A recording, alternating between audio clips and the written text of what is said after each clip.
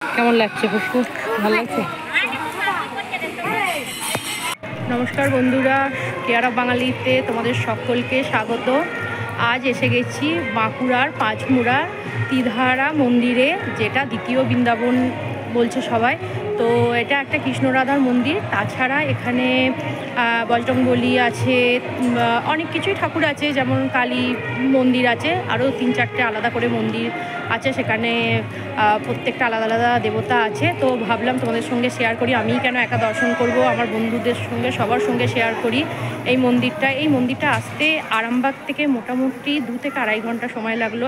দুটোভাবে আরামবাগ থেকে আসা যায়, একটা গড়বেতা দিয়ে আর একটা জয়পুর দিয়ে। তো আমি গড়বেতা দিয়ে এসেছি, কিন্তু ফিরবো বিষ্ণুপুর জয়পুর হয়ে। আর এই মন্দিরে থাকা এবং খাওয়ারও ব্যবস্থা আছে, অর্থাৎ ভোগ এখানে দেয়া হয়। ভোগের মূল্য 50 টাকা। আর মন্দিরটা বন্ধ হয় মোটামুটি 1:30 থেকে 3:30 অবধি মন্দির বন্ধ। তাই যারা বাইরে মানে কলকাতা থেকে আসবে তারা সময় মতো বেরোবে এবং এখানে এসে দর্শন করে ভোগ প্রসাদ রূপে গ্রহণ করবে। চলো দেরি আর না করে অবশ্যই ভিডিওটা প্রথম থেকে শেষ অবধি দেখতে থাকো। কেমন মন্দিরটা এখানে হয়েছে, খুব ভালো লাগবে। একদিন অবশ্যই সময় করে সবাই এসো। চলো দেখতে থাকো।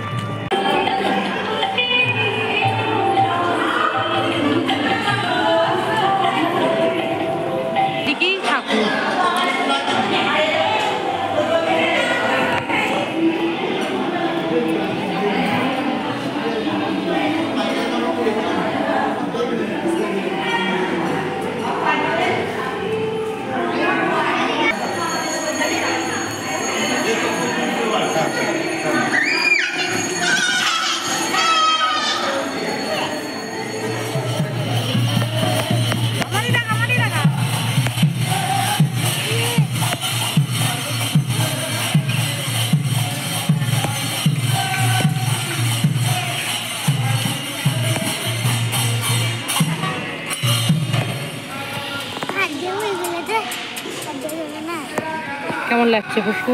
ভালো লাগছে? পুষ্পু, তোকে তো চাপিয়ে দিলে তুইও তো ঘুরে যাবি।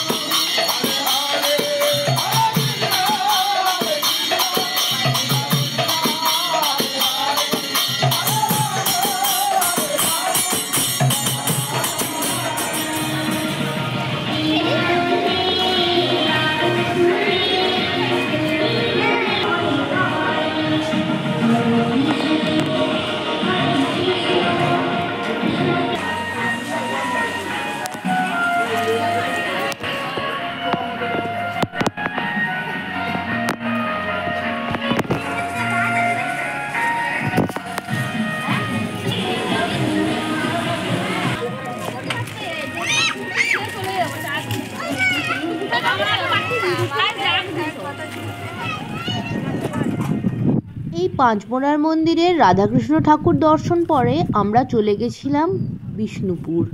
আর বিষ্ণুপুরের তো টেরাকোটার কাজ এত ফেমাস, তোমরা তো সবাই জানো।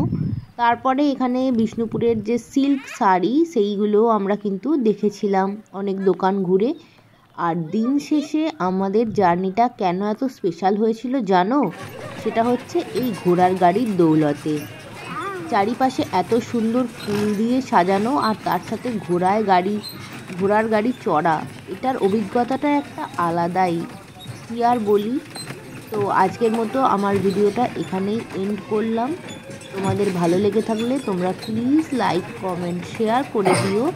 আর যারা আমার চ্যানেলের নতুন বন্ধু তারা প্লিজ প্লিজ প্লিজ চ্যানেলটা সাবস্ক্রাইব করে আমার পাশে থেকো। তো চলো, বাই।